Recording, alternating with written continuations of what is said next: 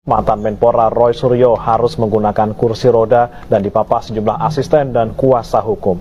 Diduga Roy Suryo kelelahan saat mengikuti proses pemeriksaan.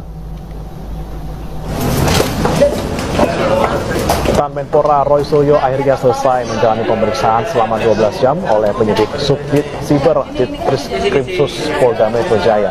Roy Suryo keluar dengan menggunakan kursi roda serta dipapah oleh asisten dan kuasa hukum untuk menuju mobil. Menurut salah satu tim kuasa hukum, Roy Suryo diduga kelelahan saat mengikuti proses pemeriksaan. Roy Panji atau Roy Suryo tumbang juga teman-teman, didorong pakai kursi roda teman-teman. Yang katanya kemarin-kemarin mah garang teman-teman, keluar sana sini kayak singa lah pokoknya mah. Abang-abangku nih, abang-abang lawyer ganteng, lagi santai nih bang. Ganggu dikit tutunya boleh bang? Oh boleh dong. Saya mau minta tanggapan dari abang-abangku nih, abang-abang lawyer nih, kaitan tentang Roy Suryo CS. Nasibnya ke depan setelah dilaporkan oleh Pak Jokowi, kira-kira gimana nih bang? Wah, menurut kacamata hukum? Kira lagi nanti. Di penjara apa enggak nih? Ditangkap enggak nih? Akhirnya menurut abang? Pasti. Saya pastikan Roy Suryo CS ditahan. Ya, saya pastikan itu. Secara tegas malam ini saya katakan Roy Suryo CS ditahan.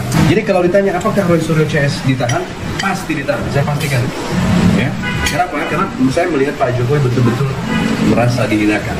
Jadi, come on, ya saya mau katakan, ayolah duduk sama kita. Saya siap berdebat dengan Roy Suryo CS ini. Ya ini kan bukan objek penelitian, kan sudah menghina saya sehina-hinanya, sudah menuduh ijazah itu ijazah palsu, sudah merendahkan saya serendah-rendahnya.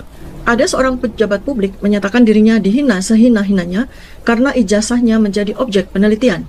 Saya memahami perasaan manusiawi beliau, tapi saya juga ingin mengajak masyarakat melihat ini dari ketinggian, bukan sekedar dari drama personal, melainkan dari perspektif sejarah dan sistem. Apa yang saya lakukan bersama rekan-rekan saya, para peneliti, Dr. Roy Suryo, Dr. Rismon Sianipar, adalah penelitian. Apakah hasilnya menyakitkan? Apakah hasilnya tidak menyenangkan? Mungkin. Tapi ilmu bukan tentang menyenangkan hati, melainkan pendekatan akan kebenaran. Jika penelitian dianggap penghinaan, maka ilmuwan akan dibungkam dan bangsa akan terus berada dalam kegelapan.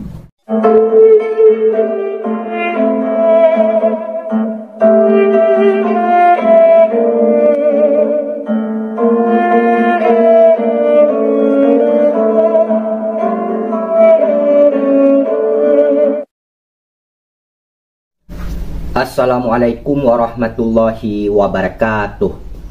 Sahabat Nahkoda dimanapun kalian berada, semoga kita semua selalu dalam lindungan Allah Subhanahu wa Ta'ala. Salam persaudaraan untuk teman-teman yang ada di seluruh Nusantara, dari Sabang sampai Merauke, dari Miangas hingga Pulau Rote. Untuk menonton video ini jangan di-skip biar tidak gagal paham.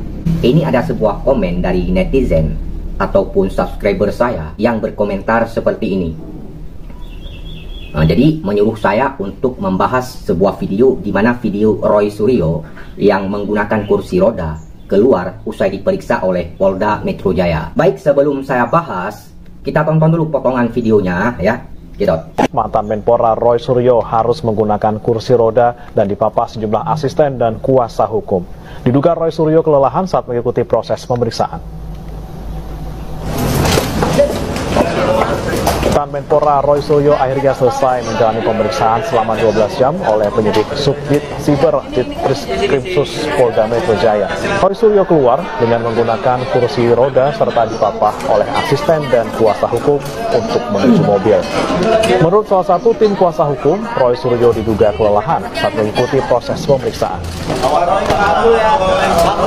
Roy Panji atau Roy Suryo tumbang juga teman-teman, didorong pakai kursi roda teman-teman. Yang katanya kemarin-kemarin mah garang teman-teman, keluar sana sini kayak singa lah pokoknya mah. Sekarang didorong pakai kursi roda teman-teman. Cukup teman-teman, kalian sudah melihat, menyaksikan, menonton, mendengarkan video tersebut tadi, di mana dalam video tersebut itu ada video dari Roy Suryo yang keluar menggunakan kursi roda usai diperiksa oleh Polda Metro Jaya.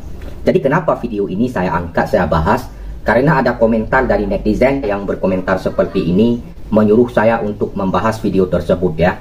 Jadi begini teman-teman, video Roy Suryo yang keluar menggunakan kursi roda tadi, ya, usai diperiksa oleh Polda Metro Jaya, itu video lama, video beberapa tahun yang lalu, ya. Saya angkat kembali, saya bahas lagi karena ada yang meminta saya untuk membahasnya, begitu ya.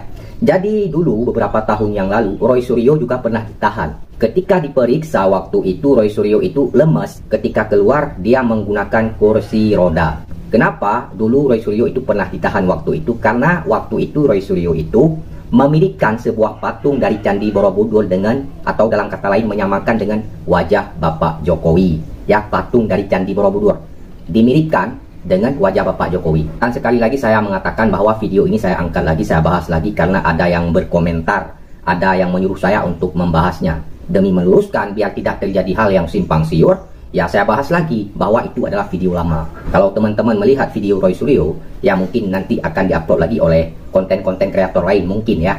Karena beberapa hari yang lalu juga ada yang menguploadnya, sehingga viral lagi. Kalau teman-teman menonton video Roy Suryo yang menggunakan kursi roda usai diperiksa oleh Polda Metro Jaya, itu adalah video lama, video beberapa tahun yang lalu. Dan ini ada video lagi dari salah satu lawyer yang mengatakan, memastikan bahwa Roy Suryo ya dipastikan bakal masuk penjara. Di situ ada beberapa hal yang disampaikan ya. Coba kita simak videonya. Gitu. Widih, abang-abangku nih, abang-abang lawyer ganteng. Lagi santai nih bang. Ganggu dikit waktunya boleh bang? Oh boleh dong. Saya mau minta tanggapan dari abang-abangku nih, abang-abang lawyer nih, kaitan tentang Roy Suryo CS. Nasibnya ke depan setelah dilaporkan oleh Pak Jokowi, kira-kira gimana nih bang? Wah, menurut kacamata hukum, bicara lagi nanti. di penjara apa enggak nih? Ditangkap enggak nih? Kira-kira menurut abang? Pasti. Saya pastikan Roy Suryo CS ditahan. Ya, saya pastikan itu. Secara tegas malam ini saya katakan Roy Suryo CS ditahan. Garing banget ya. Roy Suryo CS pasti ditahan. Kenapa? Karena ini tidak bisa dimaafkan menurut saya. Pak Joko Widodo itu mantan presiden, menjabat selama 2 periode. Bagaimanapun juga pengikutnya sampai hari ini tuh puluhan juta orang, ya, yang suka dan yang betul-betul merasa puas akan kinerja Pak Joko Widodo. Tapi terlepas dari itu semua, kendati hari ini Pak Jokowi kembali sebagai masyarakat, saya melihat betul dari raut wajah beliau, beliau merasa dihinakan, beliau merasa direndahkan serendah-rendahnya, dan itu diungkapkan oleh Pak Jokowi. Jadi saya mau katakan bahwa ada satu ahli geohukum yang menjelaskan bunyinya begini, indeks animesermo. Jadi cara orang bicara itu menunjukkan kualitas pikirannya. Jadi Roy Suryo CS ini memang kelihatan Asbun. kualitas pikirnya sampai di situ. Albunyi Roy Suryo. Dijelaskan lagi, ditegaskan lagi, ya, ignorantia juris non ex causa.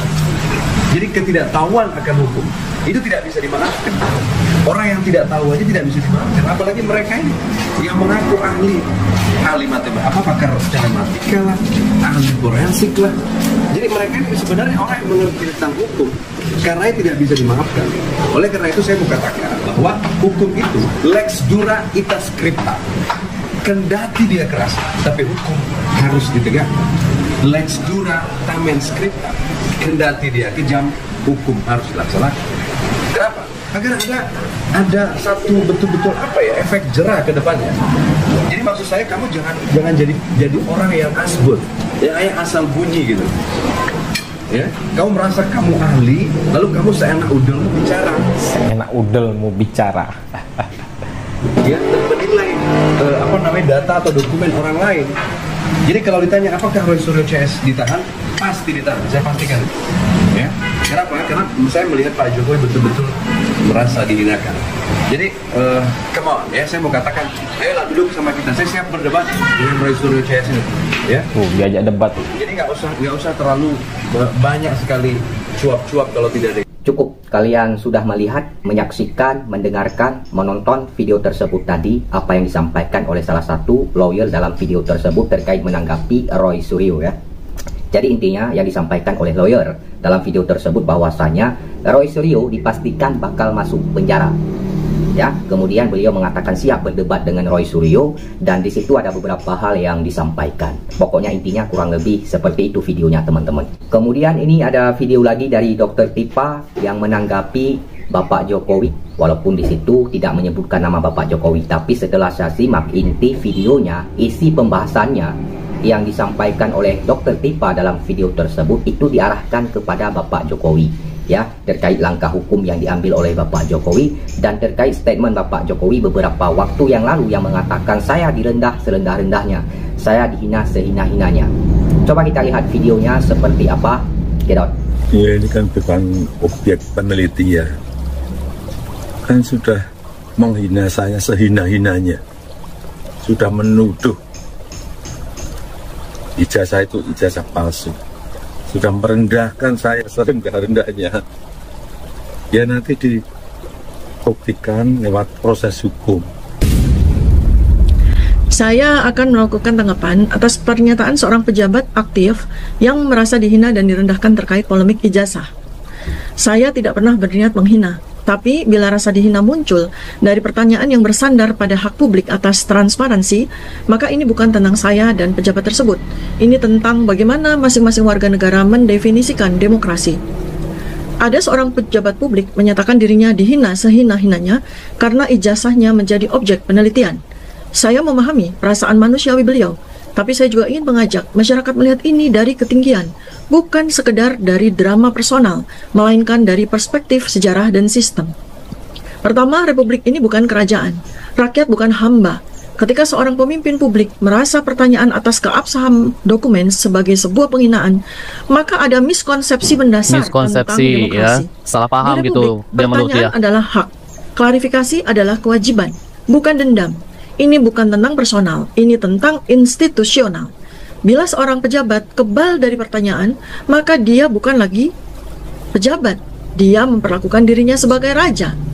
Kedua, ilmu bukan area hinaan, bukan area ejekan. Penelitian bukan penghinaan. Apa yang saya lakukan bersama rekan-rekan saya, para peneliti, Dr. Roy Suryo, Dr. Rismon Sianipar, adalah penelitian. Apakah hasilnya menyakitkan? Apakah hasilnya tidak menyenangkan? Mungkin. Tapi ilmu bukan tentang menyenangkan hati, melainkan pendekatan akan kebenaran. Jika penelitian dianggap penghinaan, maka ilmuwan akan dibungkam dan bangsa akan terus berada dalam kegelapan. Kalian sudah melihat, menyaksikan, mendengarkan apa yang disampaikan oleh Dr. Tipa dalam video tersebut. Kemudian di sini saya ingin mengatakan kepada teman-teman bahwasanya Dr. Tipa dan kawan-kawan boleh sah-sah saja meneliti ijazah Bapak Jokowi, akan tetapi harus ada izin dari yang bersangkutan, karena itu halnya bersifat privasi. Jangan asal-asalan meneliti ijazah orang, ya, harus punya izin dulu, harus ada izin dulu dari yang bersangkutan, yaitu Bapak Jokowi. Dan setelah diteliti misalnya dituding palsu dan lain sebagainya, ya harus dibuktikan. Yang mendalilkan, yang membuktikan, orang tersebut yang harus membuktikan. Dan yang membuat saya heran, Dr. Tipa dan kawan-kawannya itu meneliti ijazah Bapak Jokowi itu bukan kepada ijazah yang sebenarnya, tapi lewat skripsi yang ada di UGM. Apakah skripsi tersebut itu milik Pak Jokowi atau bukan? Kemudian ijazah Bapak Jokowi yang beredar sekarang di media palsu. Kenapa? Karena Pak Jokowi bilang bahwa ijazahnya itu tidak pernah berpindah tangan, tidak pernah disebarluaskan. Berarti yang beredar di media sosial, di internet itu palsu. Jadi seperti itu. Jadi kalau misalnya diteliti, diuji lewat ijazah yang seperti itu, ya bakal amburadul, ya. Sekarang ijazah Bapak Jokowi lagi diuji, ya, terkait keaslian. Kita tunggu aja bagaimana perkembangannya. Jadi seperti itu.